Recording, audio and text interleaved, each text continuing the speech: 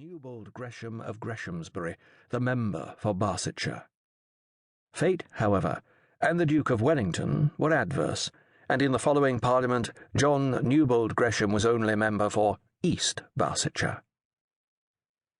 Whether or not it was true, as stated at the time, that the aspect of the men with whom he was called on to associate at St. Stephen's broke his heart, it is not for us now to inquire. It is certainly true that he did not live to see the first year of the Reformed Parliament brought to a close.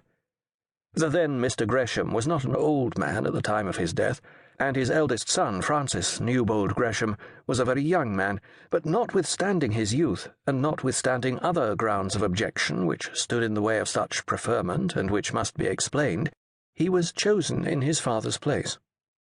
The father's services had been too recent, too well appreciated, too thoroughly in unison with the feelings of those around him to allow of any other choice. And in this way young Frank Gresham found himself member for East Barsetshire, although the very men who elected him knew that they had but slender ground for trusting him with their suffrages. Frank Gresham, though then only 24 years of age, was a married man and a father. He had already chosen a wife, and by his choice had given much ground of distrust to the men of East Barsetshire. He had married no other than Lady Arabella de Courcy, the sister of the great Whig Earl who lived at Courcy Castle in the West, that Earl who not only voted for the Reform Bill, but had been infamously active in bringing over other young peers so to vote, and whose name therefore stank in the nostrils of the staunch Tory squires of the county. Not only had Frank Gresham so wedded, but having thus improperly and unpatriotically chosen a wife, he had added to his sin by becoming recklessly intimate with his wife's relations. It is true that he still called himself a Tory, belonged to the club of which his father had been one of the most honoured members, and in the days of the great battle got his head broken in a row on the right side, but nevertheless it was felt by the good men, true and blue, of East Barsetshire, that a constant sojourner at Courcy Castle could not be regarded as a consistent Tory. When, however, his father died, that broken head served him in good stead.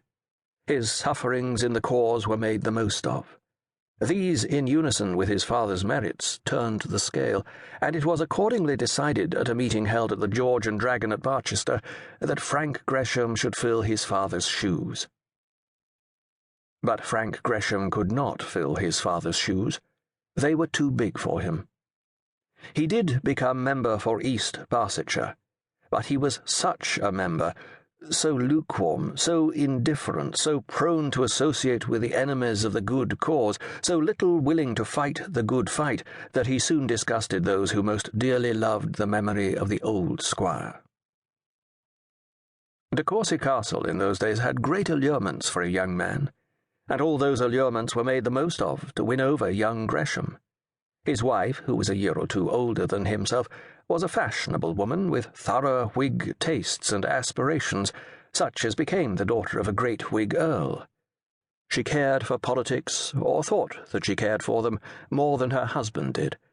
For a month or two previous to her engagement she had been attached to the court, and had been made to believe that much of the policy of England's rulers depended on the political intrigues of England's women. She was one who would fain be doing something if she only knew how, and the first important attempt she made was to turn her respectable young Tory husband into a second-rate Whig bantling. As this lady's character will, it is hoped, show itself in the following pages, we need not now describe it more closely.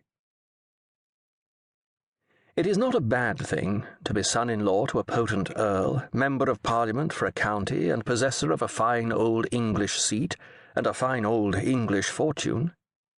As a very young man, Frank Gresham found the life to which he was thus introduced agreeable enough. He consoled himself as best he might for the blue looks with which he was greeted by his own party, and took his revenge by consorting more thoroughly than ever with his political adversaries.